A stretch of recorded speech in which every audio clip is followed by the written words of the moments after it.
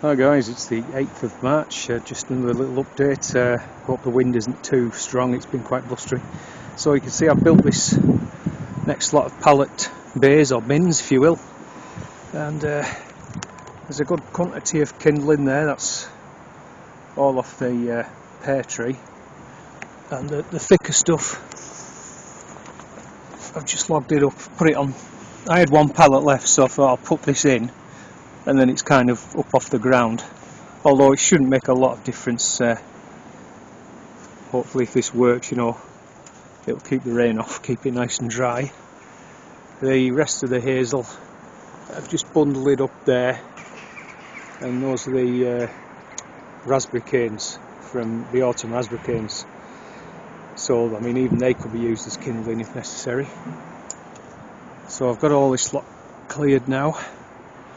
And I was thinking with the offcuts from the roof, I might just put them onto the side here, because west is like that way, so I'm thinking if I put them on there it'll stop any rain, being driven in and wetting the wood that way.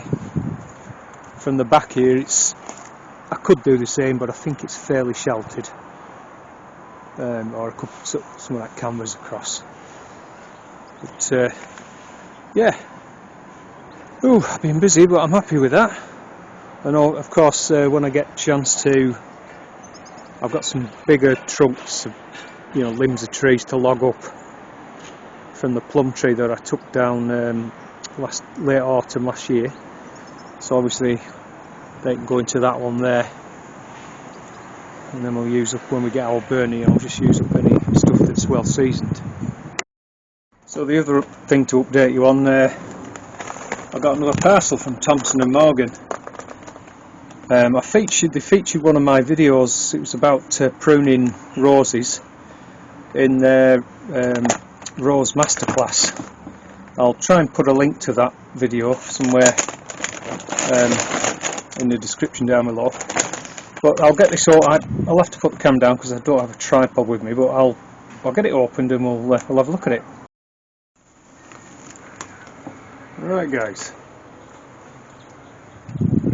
so it's a Hedging Rose, Hedging Burnett Rose, Rosa Pimpinelliflora, I think it says. Let's see what that specs, but Hedging Burnett Rose, yeah. So I wanted to go for one of those, predominantly because they're tough as boots, and I really haven't seen a hedging rose that suffers from black spot or other kind of diseases that you get with hybrid teas and stuff like that, which you're constantly having to spray, at least in this area of the world. So yeah, I just thought I would go for something like that really. It can more or less take care of itself. So at the moment I haven't got a lot of time. I'm just going to heel it in. I'm going to soak it first and then just heel it in. We're off tomorrow, and then when we get a dry day, when we come back, I'll think about where I'm going to plant it, but it's going to go here on the micro orchard. I might put it in the food hedge, I'm not quite sure. But, and then they came with a bit of a planting guide and some other leaflets, things like this. So Thompson and Morgan, thank you very much indeed. I'm delighted to receive that gift of this hedging rose from you. Very happy with that. Okay guys, so it's Saturday 19th of March and down on the micro orchard now. I'm just going to spin you around slowly.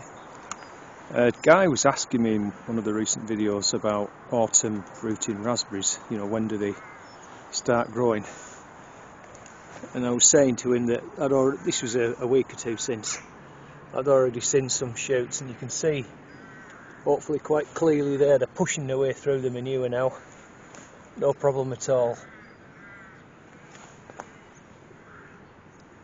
So hopefully that answers that one. So this is it, I've just heeled it in like I said. Just to recap, Thompson and Morgan had featured one of my videos on pruning roses in their Rose Masterclass blog, and in return they offered me a choice of certain roses, and I went for this Hedging Rose. So the next job is just to find a place for it to go.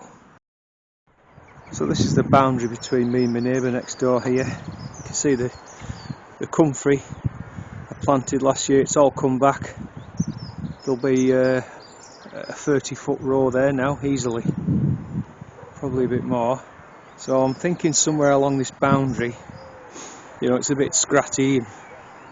I need to move all this garbage somewhere, and then just dig a, you know, clean it up a bit, and then I reckon somewhere along here he's got various different plants. That's lovely, that azalea I think it is. So yeah, I'm thinking somewhere here. So I'll get to work now and start cleaning this bit up, and then I'll bring you back when we come to get it planted. Right, so I've dug a hole, I don't know, roughly about 10 to 12 inches deep I suppose. Along this boundary, I think I mentioned before, I don't know how long these allotments have been here, probably definitely over 100 years, maybe more, 150, who knows, but I guess what they've done is over time they've just dumped all the rubbish, brick bats, you know, glass, you name it, it's all in here, down here. But so ideally, you know, if I had a better site I would have put it somewhere else, but this is where it's got to go, and I've had to actually work it loose with this crowbar. There's so much stone in it, I mean, just full of brick bats and all sorts of things. But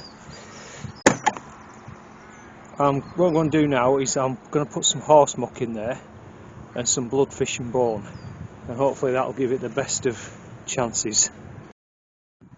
That's the horse muck in. Now for the bloodfish and bone.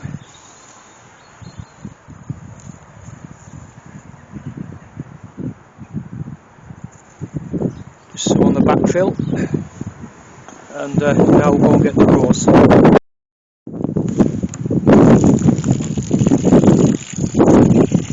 The wind's picking up, so I'm hoping I film this before the wind noise becomes too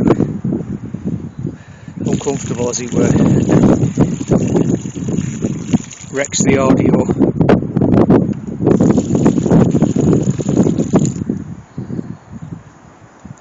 We're actually due quite a few dry days, which is great. Hopefully I'll be able to get on with quite a few things. Right, I will keep you posted on this, we'll see how it does. So I've just come over onto the plot, get out of the wind noise really. It's getting quite blustery out there now, and get myself a brew. I've got some new neighbours just over there, and the new tenant on the half plot here is making good progress, making some changes, nice to see. So a couple of interesting things has happened recently, or well, in the last few months I guess is more accurately to say. Sometime just before Christmas I got an email, I think it was from the chairman, I think, of the Westmoreland and North Lancashire branch of the National Vegetable Society, asking me would he'd seen the channel and he was liking what I was doing, and would I be happy to come and give a talk at the AGM. It was the first AGM they'd had for 2 years due to COVID. So yeah, I said yes, I'll come along and do that, and between us we came up with a sort of title, if you will, of the talk, more or less around my experiences of allotment gardening over the last 30 odd years or so, trying to be organic. Anyway, so the talk took place in January. Can't remember the exact date, but it was in a nice little pub in the function room. Yeah, I enjoyed it. It was nice, and they looked after me, so that was really nice. I couldn't put it on YouTube because you'd have to start getting people's permission to film and all that kind of thing. So that's why I put it on made a video of it. And then within the last week I got another email. Somebody contacted me from our town council and they're holding another what they call an eco fair. I'm not sure how many they've had, but it seems like it's going to be, or it is, an annual event, and they have lots of stalls, and then they're having guest speakers, and they asked me whether would I come along, perhaps attend their stall. They had a stall sort of, you know, showing allotment sites around the town, and one thing, how to get an allotment and all that sort of thing, plus other stuff about recycling and everything that's eco-friendly. And yeah, so would I come along, maybe if I had some produce this time of year, bring some of that just as a kind of an illustration what you could do, what you can get off an allotment in terms of produce, and then perhaps would I like to give a talk. So I ended up doing everything, all that. So that was interesting, and at the end, rather than take the box of produce home, the mayor was there, and they were having a stall with a raffle. So I approached the mayor and said, would they be interested in raffling off this box of produce, and you know, whatever they made, would they donate it to the Ukrainian appeal? So they were happy to do that. So I can't imagine it would, you know, raise a huge amount of money, but I think what the mayor said was that they would raffle it, and then they would donate some money out of the mayor's fund or something like that. So I thought that was great, you know, because anything we can do to help those folks over there, you know, everything counts really, doesn't it? So I just wanted to keep you up to date with that. Down on the plot here, I've got purple sprouting broccoli to pick sometime today. I've planted out some lettuce seedlings in one of my root frames just to give them some protection, and I'm going to harvest the last Savoy cabbage today, and then the bed will be clear, start to prepare for planting potatoes. So I'm going to finish it off there now for here anyway. I'm going to go back home and I'll just finish the video with a few little clips of some of the seedlings and that I've got growing up there. Before I do that, I'd just like to say a big thanks to Thompson and Morgan for the gift of the Hedging Rose. I really am looking forward to seeing it flourish, and I can't wait to see and smell the blossoms on it, and hopefully it'll attract some wildlife as well into the area. So I'll catch you later. Back home now, folks, so just quickly to finish the video, what I've got going on. First early's rocket. I'm not sure if Nicola's a first or a second early, but anyway, they're all Nicola. You can see you've got some nice chits going on there. So hopefully 3 weeks time, somewhere like that, or middle of April, I'll be planting those out. In the cold frame here, started to harden off the alliums. So 2 trays of multi-sown steeron, or the red sun shallots. I saved the seed, well not seed, but you know, I saved the bulbs myself off last year's crop. 2 pots of musselbrett leeks, and then there's just a few of the first sowing of steeron, the very poor sow, but this second sowing is fabulous.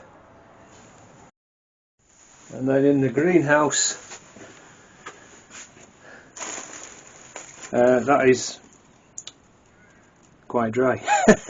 Multi-sown spinach, and this is the sweet peas. I decided to do some after all. They're my own saved seeds. I've only just done it, I think it was yesterday.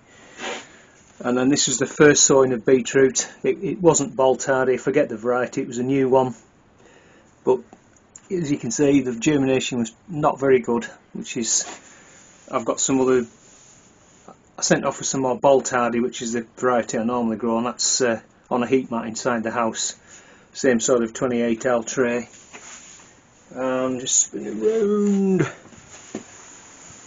I think this was, yeah, is that chard? Yeah, that's chard. Again, not fantastic germination, but see how it goes on.